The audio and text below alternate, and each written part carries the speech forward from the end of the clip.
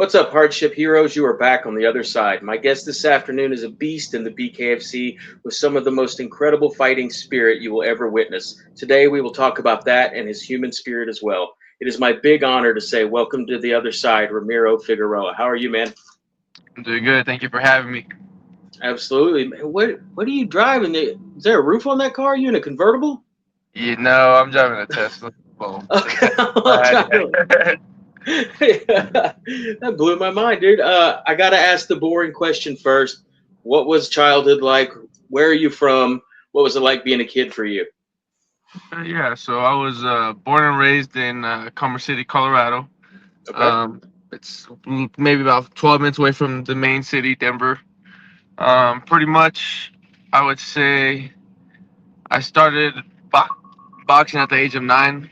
Wow. Um, I wouldn't say I took it serious. Okay.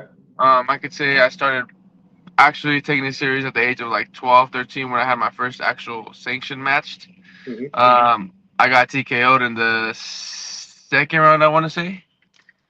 And then ever since then, I just never wanted to get TKO'd again, and I wanted to continue fighting.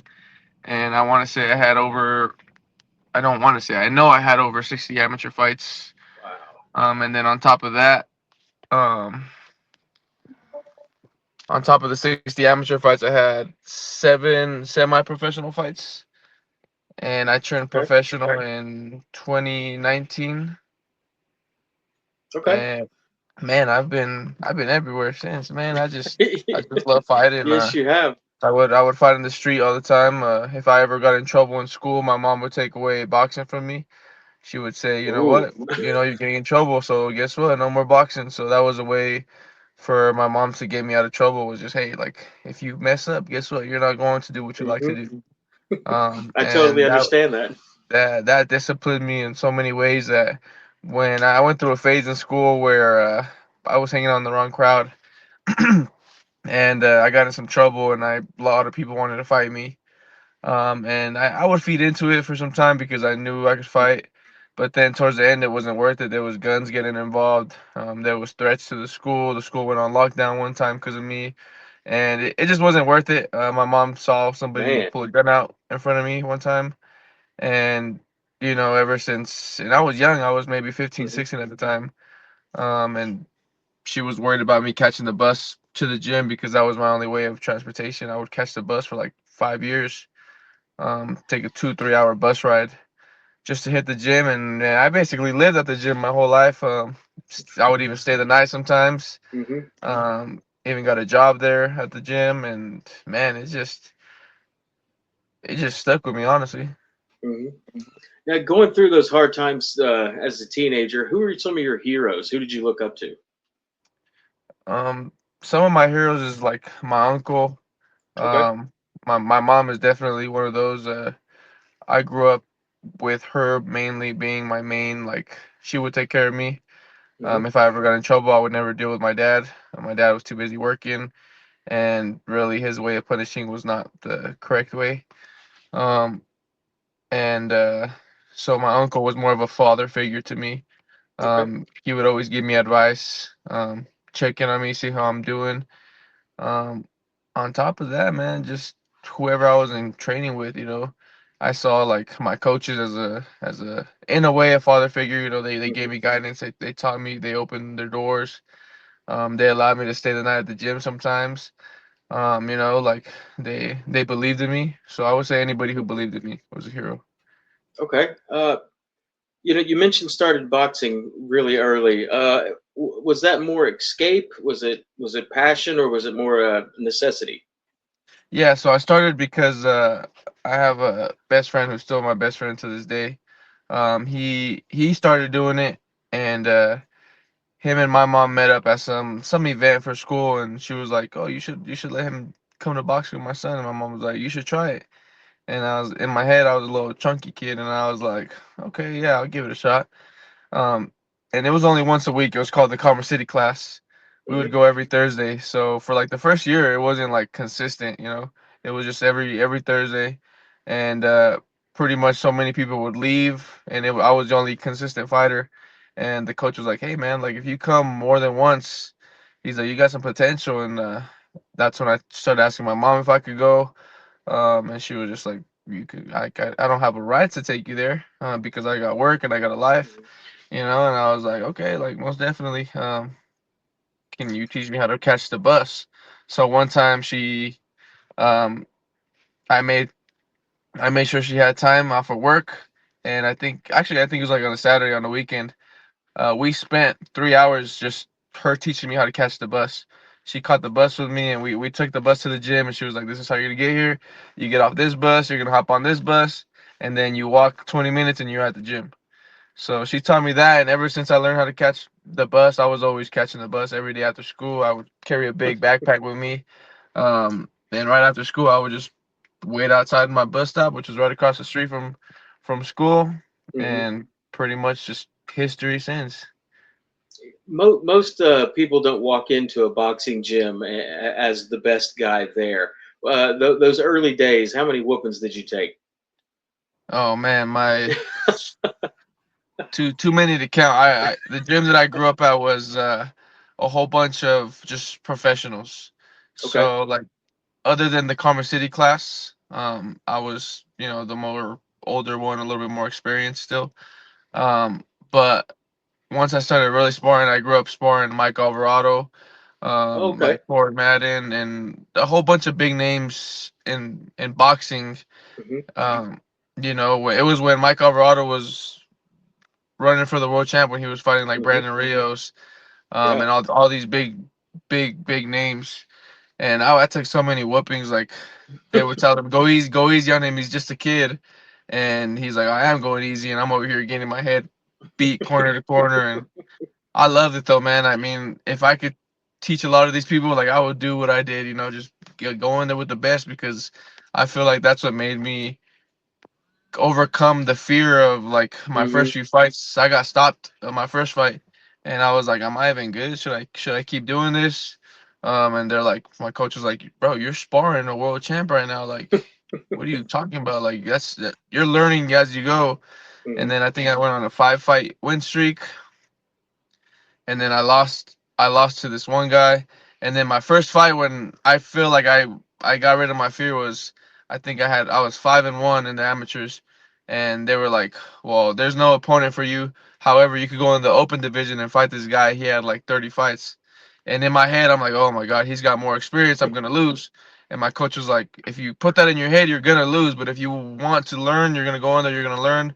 You might win, you might lose. But if you go in there with that mindset, you're more likely Hmm. gonna lose."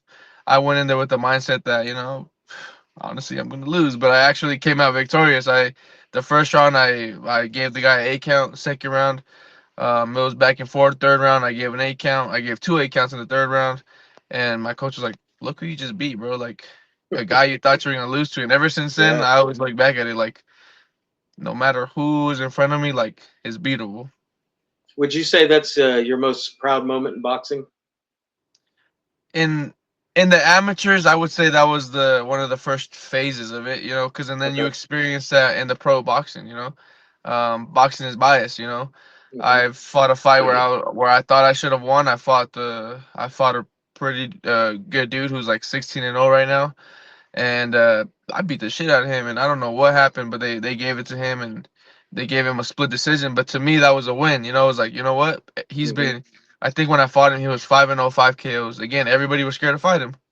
And I made my debut against him, Hmm. and I went in there with that same mentality, and I came out, and I was like, honestly, that was a win to myself, because everybody was scared to fight him. He was knocking everybody out, and I was the one that gave him a war. You know.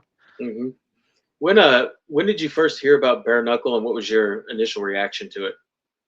So I went to I want to say the second bare knuckle show in Denver, which was Chris Camozzi versus, I want to say, Lorenzo Hunt, I believe was the card. Okay. If it wasn't that one, it was I don't even know which one it was, but I'm pretty sure it was that one. It would make sense because Chris Camozzi's from Denver. And they have a video actually, uh, where I was being recorded, and they were like, "Would you ever do that shit?" And I was like, "Fuck no! Like that's ridiculous." That's ridiculous. These people are fucking crazy. Like I word for word, I said something along those lines. I was like, "Hey, no, this shit's too fucking crazy, motherfucker." you Hell know. no, man. And then the tryouts came to Denver, and I was like, this might be a good like. It was just like a Saturday or Sunday, and it Hmm. was like a 3-4 hour event, and I was like, this will be fun, you know. I convinced one of my buddies to go with me, and I was like, bro, we just whoop on some MMA guys, Hmm. some wannabe street fighters all day, and we have a good Saturday sparring, pretty much. Hmm. And I didn't think I was gonna get the contract, and pretty much I went in there and I was whooping everybody. Along with my buddy that came with me because we're boxers at heart, There was no boxers, everybody was street fighters, MMA guys. Just like I said, MMA guys, street Hmm. fighters, wannabes. Yep. And man, it was just fun. And at the end of it, they're like, okay, number 48, 32, whatever numbers we had on our shirt. And they called my number and they were like, you got a contract? And I was like, oh, Oh shit. they had the cameras, and I was like, maybe one bare knuckle fight won't hurt, So that's when I fought what's his name, Brett Hudson, Hmm. and he was a tough opponent. And I stopped him in the second round, and then I was like, well, that was fun. I like the attention I got from it. I actually, believe it or not, I got way more support in bare knuckle than I did boxing. I've never sold so many tickets in my Oh life yeah. until I did a bare knuckle fight. Everybody showed up. My mom said she wasn't gonna show up. She showed up. Like it was. I feel like I had way more support in bare knuckle than I did boxing. Hell Um, yeah. and then after that, Dave Feldman pulled me to the side, and they made a whole TV little series on it, called the Prospect Series, and Hmm. he offered me the contract on a little live television show that they had, and I was like, well, this shit's legit. Then I guess I'm doing this now. fought again, and every single time it was just like I was starting to love it. It was just like, you know what, I used to Hmm. do this in the street. I'm getting paid to street fight. Like this is awesome. And then go ahead. I was gonna say with that initial hell no, I don't want to do this. I guess you could call it fear, apprehension that you mentioned. Um, Walking out to fight Brett, that first walkout in the BKFC, did it feel any different than walking to the boxing ring? Surprisingly, I thought it would, but the second I walked out and I heard the crowd, like I feed off of that energy. I get Hmm. excited, and I'm just like, I'm really about to do this. Okay. Um, After you beat Brett, there was a huge sense. Was it a huge sense of satisfaction, or was it more of I'm just getting started? This is the beginning. I was definitely satisfied, and like, damn, I really outboxed this dude in a street fight. And a lot of thoughts were like, a lot of fighters in this industry fight like this guy, like I could take over, is what I said. And then Nice. when Dave offered me the contract, and he was like, "You're pretty much telling me you're that dude." He could see me going far. I was like, "Okay." Like I've never had somebody tell me that in ways of a promotion. I feel like Hmm. boxing, it's so big that they have their eyes on so many people. If you're not the famous person's son of a fighter, like, Hmm. you know, or you Sure. don't have crazy money, like you're not going nowhere. But bare knuckle, it's like if they see you, they see you. Like if you're gonna win, you're gonna win no matter what. Hmm. Yeah. All right. Your next fight was against Isaiah Carson, another stoppage victory, and another fight in front of your hometown crowd. Do you like fighting in Denver, or is the extra pressure annoying? I love fighting in Denver, so there's a fight in Denver coming up that I want to be on because I Hmm. feel like my head is in a different mind space. Um, I feel like I'm more experienced in the bare knuckle world, so I can show my people what I can do. Hmm. Um, but definitely, I've always been a underdog, so I love fighting out of the state. Like these past two fights, like I've been B-side. Hmm. I'm gonna go out there and I'm gonna beat you in your hometown. It's just when I fought HD, I went out there and everybody was booing for me, and I was like, man, I love this feeling. Like it excited me. Like it was just a different feeling. It was like I'm gonna shut all Hmm. you guys up. Um, I have to talk about the Get Down Brown fight. My first live bare knuckle experience. Have you looked at the stats from that fight? Oh yeah, man, it was a toe-to-toe fight. I think I want to You say I even outstruck him every single round. yeah, I threw more punches. I think I landed a couple more. The only thing was the cuts. You know, the cuts made the fight look way worse than what it was. And believe it or not, I just watched that fight for my first time Okay. this weekend because my family was watching all my fights on, was it Saturday or Sunday? I think it was Saturday when they were just watching all my fights, and somebody asked me, "Could we put on the one where you lost?" And I was like, "Yeah, like I've never seen it. Like I saw certain highlights of it, but I guess I wasn't in denial, but I was just maybe afraid of like, oh, maybe I did get my ass beat, like fuck." And I watched it, and it was like, bro, I'm walking him down the whole time, like I don't even know where I'm getting cut. Like I see myself getting hit, and then a few seconds later, I just see myself dripping blood. And Mm-hmm. even then, with that, like I'm still going. The only thing I remember like clearly from that fight, because like a lot of my concern was on it, was talking to the doctors like, no, let me keep going. Like, oh, we're gonna stop at the next round because your cuts keep Mm-hmm. getting bad. Motherfucker, you should have stopped at this. Like, don't even stop it at all because I'm asking you to continue and I'm doing good. And I would keep telling them, watch, if you let me keep going, I'm gonna knock him out this round. Like I was damn near begging the doctors to let me keep fighting, and I think that's Mm-hmm. what set me apart from all these other guys is because, for example, if you have a fight, did you watch the fights last weekend? Mm-hmm. So Oh like yeah. Ben Rothwell, he Mm-hmm. got cut, but he wasn't doing so good. He was like you could see it in his face that he didn't want to be in the fight. So of course they're gonna Mm-hmm. stop it. But like somebody like me that was in the fight no matter what, like I'm cut. I had to get so many stitches, but I was still in the fight. I was still bringing it to you, and I Mm-hmm. was damn near. It was I think it was 1 point away. It was I don't even know the exact scorecard, but it was literally within 1 point. Um, Yeah, I have no doubt that was a close fight, but I have no doubt that the cuts and the blood played a part in the judge's decision, and it's not supposed to. Most definitely, I agree. But I mean, it's a part of it. I never hated on it. Props to Sure. him. He's doing great. He Yeah. went off to Italy, and he just got some sharp knuckles because that's how he wins all his damn fights. I don't Mm-hmm. know. I don't know how. Would you Um, sign that I, rematch? within a heartbeat, I would love that rematch. Okay. Matter of fact, I got really excited for the HD fight because HD knocked out him in 1 round. So I was like, Mm-hmm. shit. If we actually offered the rematch to James Brown, and I want to say he didn't accept it. I don't remember exact messages, but I want to say he didn't accept it. Hmm. So for me to be able to beat somebody that knocked out James Brown, it's like cool. Oh And yeah. if you still want to Yeah, that fight would down the be an line, let's awesome do it. fight. I I would would I bet. would love to fight him. Did you guys both have a full training camp going into that? So I want to say we roughly had about the same. Okay. Because I got offered a different guy. And then he pulled out a week later. Then they offered James Brown to fight. So it was like a 3 week notice for me, 2 week notice for him. Okay. All right. Most recently, you took on the hippie disciple Dalvin Blair, who was coming off his own big win. Was that a matchup that excited you? And where does the win put you in the division? Um, Definitely. Oh, any fight is a fight that excites me. Okay. Um, because of his stats, he was knocking everybody out. Everybody was looking at him like a knockout Hmm. artist. I made it known in some interviews like I'm gonna beat the knockout artist. Like he's not a knockout artist because he hasn't faced nobody, and it showed because you know who were the names he fought. I don't fucking know.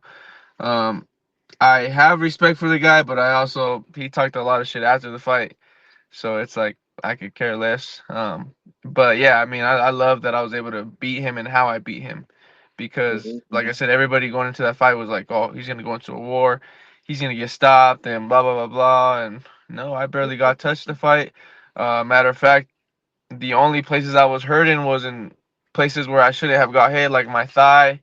I got hit on my hip. I got hit on my back. Like a couple times. Like those are the only places where I woke up the next day like, "Fuck, this shit hurts." Ow, You my know. spine. Exactly, exactly. But other than that, I came up on top, and Hmm. whatever he had to say afterwards, whatever he has to do to continue feeding his mind that he won that fight, go ahead and do that because he didn't win. Right. I Before we get into the future and what you want next, I ask everybody a question similar to this. It's part of the reason that I do the show, and you can share as much or little as you're comfortable with. But there's a, you've probably been told this before, there's a calmness, maybe a stillness, a, you're kind of stoic in a way. You seem mature beyond your years. Have you ever been through anything in life that maybe made you feel like you were at rock bottom, or like I feel like giving up? And if so, what was that experience, and how did you come out on the other side? Most definitely. I would just say growing up the way I did, um, I have a dad, but he wasn't really a father figure to me Hmm. my whole life. We lived in the same roof, but I never had support from him. Until just now, like till recently, he's been a father figure to me. Okay. I would say I grew up being like the guy of the man of the house. I have to make the statements. I have to do the big things. Believe it or not, my dad only went to my first my first boxing match ever, which was amateur in like 2000 and I don't even know what year. I was probably like 12 years old, and I got stopped. Ever since then, he never went to any of my fights. And then the Omaha fight, I didn't even know he was there. He just showed up out of the blue, and I was like, "What the fuck? Like this shit was weird as hell." And if my family hears, like they're gonna probably think it's funny because yeah, like if my dad ever like tried to give me a hug, it was because there was people around. Hmm. He's trying to be the dad figure. Sure. But recently, within this past 2 years, I can say my sister had a baby, and I don't know what that did to him, but it like did something to his heart because he's been more of a family person now.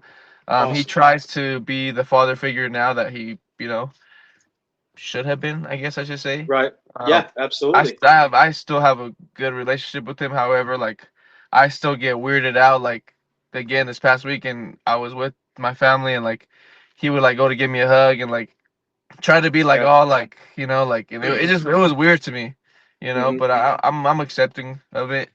But I would say that is just like I had to Okay. mature because I didn't have a father figure. My uncle was more of a father figure than my actual dad was. Okay. Shout out, new little baby. Yeah, well, definitely. um, you are extremely talented. I think you know that. Everyone who's seen you fight knows that. And on the right path. That's another thing.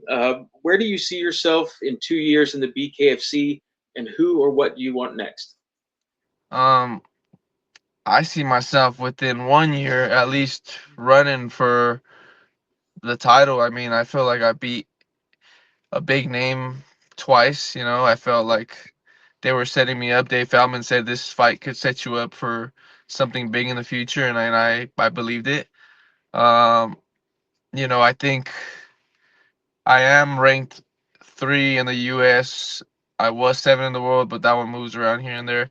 Um, so it's like I need either another contender who was either a world champion at one point or like another HD who had already fought for the title. I want any big name. I put my name in the box for the Tony Soto fight, Ben Bonner. Like I was like, if any one of them get hurt, go ahead and sign me up. If Luis Palomino wants to go back in there, which I'm sure he will, I'd love to fight him. Um, Austin Trout, of course, is the overall goal. I met him in Hmm. Miami, and I hung out with him and his brothers. I met his family. It was cool. It was a good time. But in this sport, we gotta fight whoever we gotta fight to Hmm. to be crowned. I grew up like I watched the Austin Trout versus Canelo.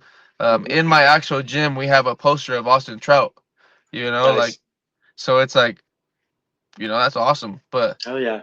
at the end of the day, like that's almost how I viewed HD. I met HD like a year and a half ago, 2 years ago, Hmm. and I was like, this guy's a badass motherfucker. I'd love to fight him, and guess what? A year later, I fought him. And very very similar to Austin Trout. I could see myself fighting for the championship, if not being the number two to fight the champion by the end of the year, and Okay. by 2 years from now, be world champ. Oh Still, yeah. if I get that opportunity early. That Soto fight would be awesome. Yes, Tony I Soto. would I've love to looked see for that that. fight. I've looked forward to that fight. I've tried to make it happen. Um, I'll give I Nate a even went shout to and see watch what we him can fight do. the first time. Yeah, I went to watch him fight the first time, Hmm. and it's not like I'm talking smack. Like oh, these guys suck and all that. But no, I just love a good fight. I know how people Hmm. fight, and I don't think you will ever catch me talking smack. My manager has said like in order to maybe make some fights happen, we kind of got to talk a little bit of smack. Because I feel like I'm too nice, you know. Very I'm nice nice guy. because no matter what, I'm gonna beat your ass in the ring, no matter what. Like it is Right. what it is. I don't have to be mean to you because I'm gonna whoop your ass on Yeah. Tuesday. That's what we I'm signed going the to be contract mean for. over there. I don't have to be mean right here. Exactly, exactly. So that's something maybe I gotta work on. Is like There we I've go. always been a believer that the people that talk the most shit fucking end up getting their ass beat. So like I don't want to be that guy. I don't want to be talking shit and then there's a real me getting knocked out or beat up or something. You know, Right. it's like I'd rather, if that happens to happen, like I'd rather at least he was quiet, not, But no, Gotcha. it's just the humble side of things. It's just I'm gonna fight you in 2 weeks, so why do I gotta talk shit? Right. I love that. Um, this isn't a fight question. I want to know about just life. When is the last time you surprised yourself? Oh man, the last time I surprised myself, I would say just with my work. Okay. I started working as a peer recovery coach about a year ago. Hell yeah, man. Um, and I had no experience whatsoever. I kind of joined along. A buddy was just like, "Hey, you should do it. Like, there's good money in this." And in my head, I was like, "Yeah, good money, cool. I love that. Everybody loves money." Right. And then I started helping the homeless. Um, and then just recently, they were like, "Hey, like, do you want to do stuff in the sober living homes?" And just I'm like, "Yeah, sure." And a lot of these guys are way older than me. They're Hmm. 29, 40, it depends. And I was a UA guy for some time, so I was just making sure nobody's doing drugs. Right. And then they were like, hey, you want to actually work in the houses? So I facilitated a couple groups. And like, you don't hear it a lot, but like just this past weekend, I had a conversation with a client. He was just like, hey, man, like, I'm ready to move out of this place. He's like, I'm ready to start my career in a different state. Um, like I'm gonna look into getting these grants. And I was like, okay, man. Like, he's like, but I just want to know that I want you to know that you helped me get here. And I was like, man, that's awesome. These are some Hell cool yeah. words to hear. And even just giving back. I love giving back. I'll go out to the streets and I'll hear my name, and I'll see a homeless person wearing my shirt because I used to hand out some of my boxing shirts to the homeless people, just to, hey, oh, I Right. like. One time I went out giving out food to the homeless, and some old lady was like, I really like that shirt. And I was like, you want one? I got an extra one in my car. And they were the ones I was selling. And then another person was like, oh, can I have one? And I'm like, you know what? These aren't for sale. I started handing them out to everybody. And like I Hell yeah. said, here and there, I'll see a homeless person wearing my shirt, and I'm just like, that's awesome. I love That it. is awesome. That's great. Um, Describe your style in the ring to someone who, let's say, became a BKFC fan today. Oh man, my style, I would say, I'm an orthodox fighter, but if needed, I can switch to southpaw. I'm a fighter of all trades. I've proven that I can box. I've proven that I can bang and move forward if I have to. If I'm all Hmm. cut up, I'm still gonna fight no matter what. Um, I would say I have a different heart than most fighters do. Um, more like a fight will, I would say. Like I would continue to fight no matter how I am. If I have a broken part, well, guess what? I got another hand that's not broken. Hmm. Um, if both my hands are broken, guess what? I'm gonna survive the round off of some head movement because I'm not gonna go down. I don't Hmm. give a fuck. Um, so yeah, I would just say just I adapt to all styles. I can say that. Okay. All right. Um, I got to know top five greatest combat sports athletes ever. This can be boxing, this could be sumo, this could be MMA, bare knuckle, anything you want, any era. Who are the five greatest fighters ever? Fighters ever. Um, Definitely we got to go with the boss man, Conor McGregor. Okay. He Yeah. did it better than everybody else. I feel like he's the reason why UFC is UFC today. Hmm. Um, on top of that, I would say Terrence Crawford. Hell yeah. Just he's made a name for himself, and he's I I got to see him and work with him a couple years ago because he works out like an hour from me when he does his training camps. On top of that, let's see who else. I would say, oh man, this is tough. I did not think of that. Would it be easier if I said just boxing? It don't matter. I'll say Canelo up there, even though he Okay. lost to Terrence Crawford. You know, he made a big name for himself. He hmm put Mexico on the map. hmm And then on top of that, everybody don't like the name, but Floyd Mayweather, you know, he did his thing. You know, he had a lot of hmm haters, but he didn't care. He didn't let that phase him, The money and team. he's the reason where he's at right now. Yeah. Um, on top of that, um, I would say my last one. Let's see, who would my last one be? I'm gonna just go old school. I'm gonna say El Finito Lopez. Jose El Finito Lopez. He's an old school boxer. I think he was 51 1-0, or no 51 wins, 0 losses, and I think one draw or two draws. Whew. Old school style fighter. Just in the he was like forward fighter, but had some slick head movement. And yeah, he's one of the old school fighters. Okay. All right.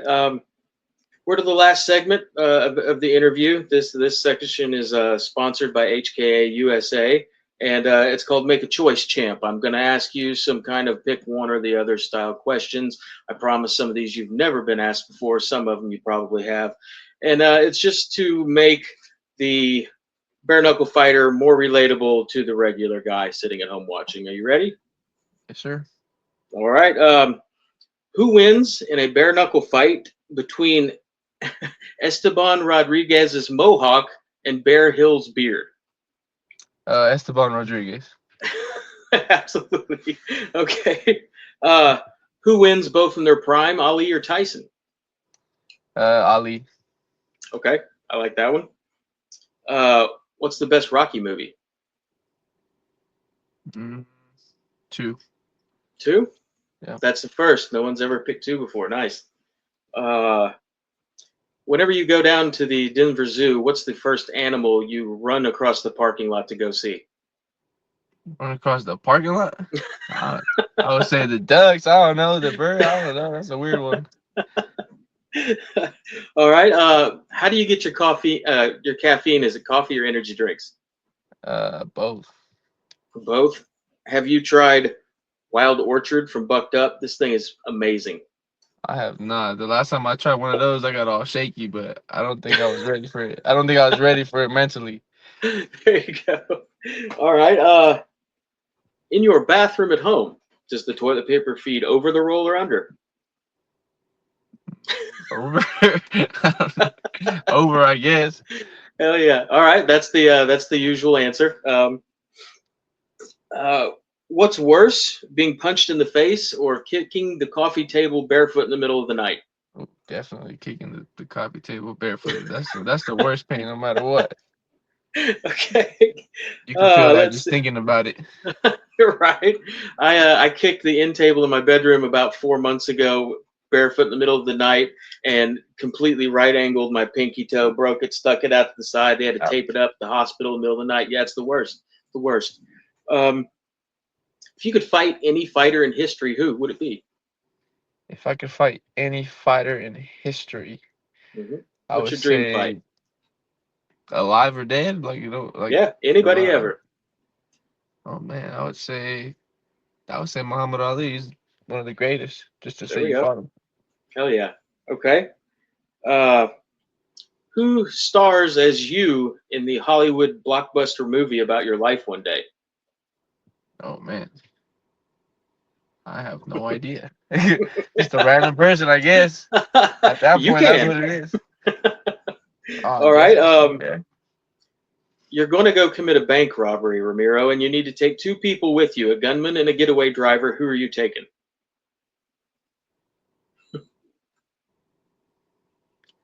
Gunman in a getaway. Allegedly. Man, okay. All right. I would have my best friend who helped me get into boxing.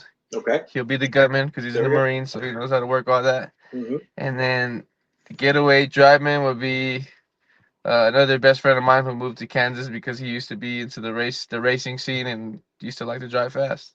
Nice. Good choices. What is something that you really enjoy that might surprise people?